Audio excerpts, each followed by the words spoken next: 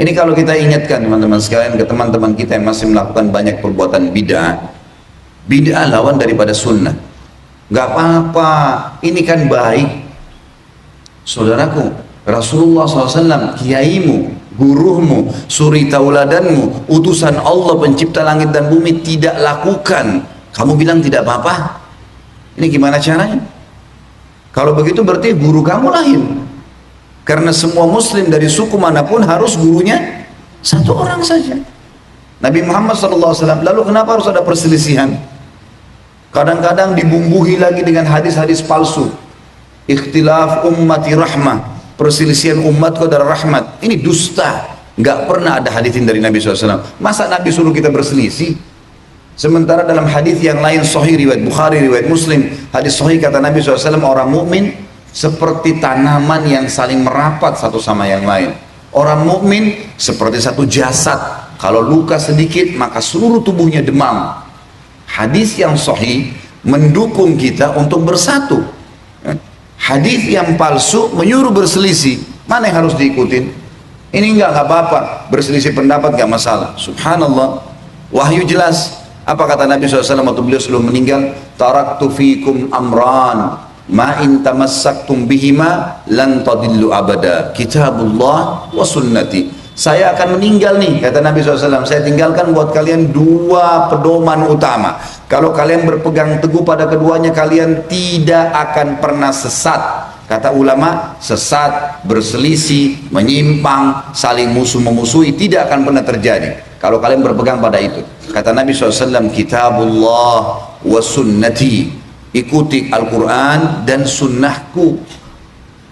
Lalu hadis yang sahih yang jelas sekali, kata Nabi SAW, Yahudi terpecah menjadi 71 golongan, hati-hati nanti akan ribut tuh mereka. Nasrani juga 72 golongan, sayangnya kalian juga akan terpecah menjadi 73 golongan, lebih banyak lagi. Kalau kata Nabi SAW, yang 73 itu yang Yahudi Nasrani sudah pasti masuk neraka. Yang 73 pun dari kalian akan masuk neraka semua tuh. Masuk neraka dulu, nanti baru masuk surga. Tapi masuk neraka dulu. Kecuali satu, kata Nabi SAW.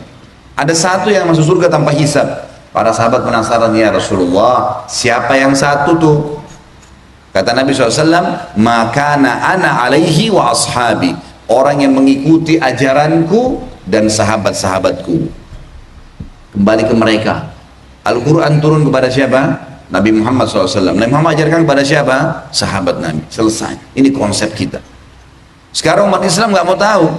Oh itu zaman Nabi dan sahabat sudah kuno dulu. Tinggalin aja. Subhanallah. Kalau begitu Anda mau belajar wahyu dari mana? Kalau mau buat ajaran silakan. Muncul Ahmadiyah, muncul liberal, muncul ini. Semuanya dasarnya penolakan terhadap landasan awal agama. Sudah jelas, mau jaluri silakan. Nabi SAW sudah ingatkan, ini bukan perkataan saya. Semuanya masuk neraka tuh, kecuali satu, yang berpegang pada apa yang saya ajarkan dan sahabat-sahabat saya. Sudah cukup. Pelajari dari Nabi SAW, bagaimana pendapat sahabat, kembangin. Udah, itu saja. Sekarang banyak orang, subhanallah, lebih pintar daripada Nabi Muhammad SAW. Kenapa saya bilang begini? Ada sebuah buku saya tulis, judulnya Kiaiku Muhammad, kiai Anda siapa? Untuk meluruskan banyak pemahaman.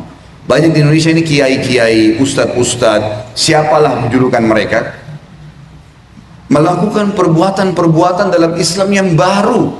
Nggak ada. Di generasi awal Islam nggak ada. Nggak Nabi contohin, nggak sahabat contohin. Mereka ngarang-ngarang. Ditanya, kenapa Anda lakukan itu?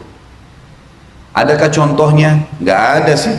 Terus kenapa? Kan baik, kan bagus, kan ini syiar. Alasan beragam macam, 1001 alasan dicari. Bukannya, oh iya tidak ada landasan. Tadi ingat hadis Nabi, dua pedoman, Al-Quran dan Sunnah. Ada landasannya nggak? Ada ayatnya nggak? Ada hadisnya nggak? Pernah disampaikan nggak? Nggak ada. Mereka sendiri ngakuin nggak ada.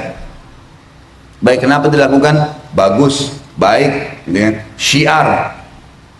Ini berarti sama saja dia mengatakan, maaf Rasulullah, saya lebih ngerti daripada Anda. Loh, Rasulullah SAW nggak contohin terus dia mau kerjaan gimana nih? Hanya alasan baik. Bayangkan kalau semua orang beralasan ini baik, ini syiar, lalu mereka mau leluasa melakukannya. Kira-kira yang tertinggal dari agama apa? Nggak ada lagi. Sudah nggak murni dan wahyu itu. Padahal ingat sabda Nabi tadi awal saya sebutkan, dua pedoman. Kalau kalian berpegang teguh pada keduanya, tidak akan pernah sesat, tidak akan susah. Ini Nabi waktu mau meninggal disampaikan, sallallahu alaihi wasallam. Kitabullah wa sunnati. Ingat Al-Quran dan sunnah. Ustadz, kiai, habib, siapapun depan anda kalau menyampaikan sebuah, ini lakukan ini ya, menyampaikan sebuah hukum, tanya ada ayatnya, ada hadisnya, ada contoh nggak? Kalau ada kerjain, silakan. Kalau nggak ada, untuk apa dibumbu-bumbuhin nih? Untuk apa? Dengan alasan syiar. Banyak yang disunnahkan yang bisa kita syiarkan. Banyak. Pada hari ini banyak muslimin yang merayakan hari lahir Nabi SAW. Diingatkan, Nabi tidak pernah contohin saudaraku. Nabi gak pernah ngerayakan hari lahirnya. Sahabat juga gak pernah ngerayain. Dan munculnya tahun 230 Hijriah nih. Di zaman kerajaan Fatimiyah, dirayakanlah. Mereka punya 6 macam maulid waktu itu. Maulidnya Nabi Muhammad SAW, Hasan, Husain, Fatimah, Ali, dan juga raja mereka. Dan sampai sekarang di Iran masih dilakukan tuh. Mereka berfaham Syiah. Mereka mengambil dari wilayah Bizantium, orang-orang Nasrani merayakan hari lahirnya Nabi Isa alaihissalam. Tarik juga nih ke Islam. Baik Rasulmu, Nabi Muhammad SAW, kiaimu, utusan Allah, nggak pernah ngerayain tuh. Kenapa kamu lakukan? Syiar. Syiar, kan bagus. Kita kan baca salawat, saudaraku. Salawat yang Nabi SAW ajarkan sudah ditentukan. Bentuknya, kapan dibaca. Dibaca misalnya habis azan, gitu kan. Habis azan kata Nabi SAW, kalau kalian dengarkan muadzin, ikuti apa yang diucapkan dan bacalah salawat untukku. Kalau kita baca, begitu ingin membaca doa, membaca bismillah, atau alhamdulillah, wassalatu wassalamu ala rasulillah, menutup doa, masuk masjid, keluar masjid, ada tempat-tempat yang sudah ditentukan. Pada hari Jumat disuruh perbanyak, sudah ada, syiarkan tuh. Yang sudah Rasulullah SAW ajarin, syiarkan, silakan. Jangan syiarkan sesuatu yang anda karang-karang nih. Kadang-kadang kalau diingatin tersinggung. Nih, Wahabi nih. Ini aliran sesat nih. Subhanallah. Dikatakan kembali kepada Rasulullah, kalian mengatakan ini sesat, ini garis keras. Kita sedang menjaga masjid nih, kita jaga bangunannya. Jangan ada yang coret ya. Ini panel listrik di sini, ini pencet. Ini ruangan khusus pengurus, jangan masuk ya. Ini sound system jangan sembarangan orang yang pegang ya. Peraturan, datang rapi sholat. Ada sesuatu yang kurang nyaman disampaikan pada panitia. Hanya gitu kok. Untuk jaga kemurnian Islam. Semua ya, direntet dalam sejarah Nabi SAW dan para sahabat, terutama Khulafaur Rasyidin, masa kejayaan Islam berjaya pada saat itu karena berpegang pada Al-Quran dan sunnah Nabi Muhammad SAW. Apa beratnya teman-teman sekalian? Kalau anda berpegang pada sunnah Nabi, beratnya apa? Cukupkan dengan itu saja, nggak usah tambah-tambahin.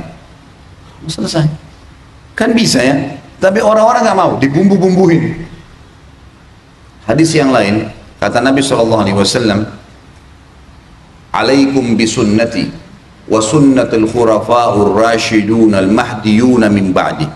Berpegang pada sunnah-sunnahku yang aku contoh-contohkan, dan sunnah khulafaur rasyidin Abu Bakar, Umar, Uthman, Ali radhiyallahu anhum ajma'in. Addu 'alaiha bin nawajid. Pegang teguh pada keduanya walaupun dengan gigi geraham kalian. Nabi SAW sudah tahu nih, nanti ada orang buat-buat nih yang tidak bertanggung jawab, suka ngarang-ngarang. Kata Nabi, berpegang teguh walaupun dengan gigi geraham kalian. Wa iyyakum wa muhdatsatil umur, dan hati-hati jangan tambah-tambah nih agama, gitu kan.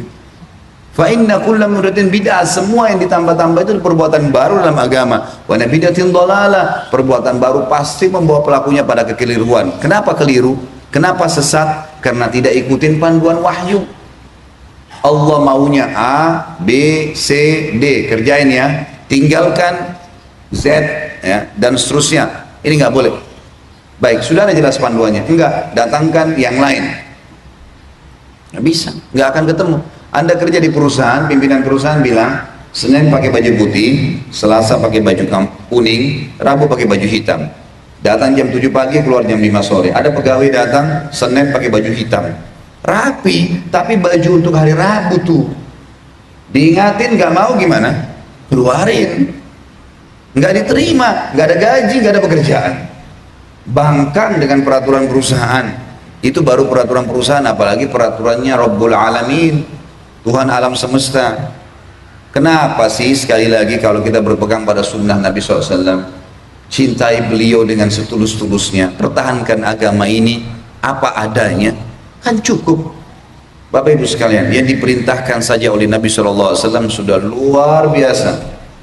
Padat, ya. Kalau mau yang panjang pun ada yang panjang. Pas bangun azan subuh, ada namanya sunnatul fajr antara azan dan subuh. Kemudian ada sholat fajr. Kemudian ada sunnah Nabi SAW duduk sampai syuruk berzikir pagi. Syuruk ada sholat 2 rakaat, pahalanya sama dengan haji dan umrah, sempurna, sempurna, sempurna. Istirahat sebentar, ada duha. Dari 2 rakaat sampai 12 rakaat. Baik, setelahnya istirahat sebentar ada duhur. Qabliyah duhur 4, duhurnya 4, ba'diyah duhur 4. Sebentar istirahat, ada qabliyah asar 4, ada asar 4 rakaat, ada zikir sore.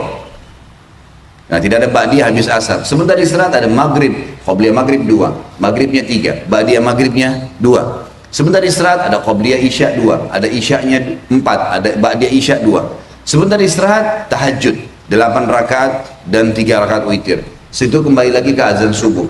Ada waktu nih untuk buat ibadah lain. Ini baru yang ini nih, belum kita bicara zikir yang Nabi SAW ajarkan, baca Al-Quran, jenguk orang sakit, mengurus jenazah, ya, bakti dengan orang tua, hadir di majelis ilmu. Ada banyak perintah Nabi SAW yang jelas dalilnya. Kerjain itu, rutinkan sampai mati, insya Allah masuk surga. Terus ngapain nambah-nambah nih saudaraku? Ini kadang-kadang kalau diingatkan, wah ini garis keras, wah ini begini, wah ini begitu. Subhanallah, kami pasti akan ingatkan Anda. Kenapa? Karena kalau dibiarkan menjadi penyebab datangnya bencana umum. Ini bahaya nih. Kalau kita biarkan orang-orang yang leluasa melakukan perbuatan-perbuatan salah yang Allah Azza wa Jalla tidak perintahkan, Rasulullah SAW sebagai utusannya tidak mengajarkan, maka akan menjadi bencana umum. Berbahaya kalau datang.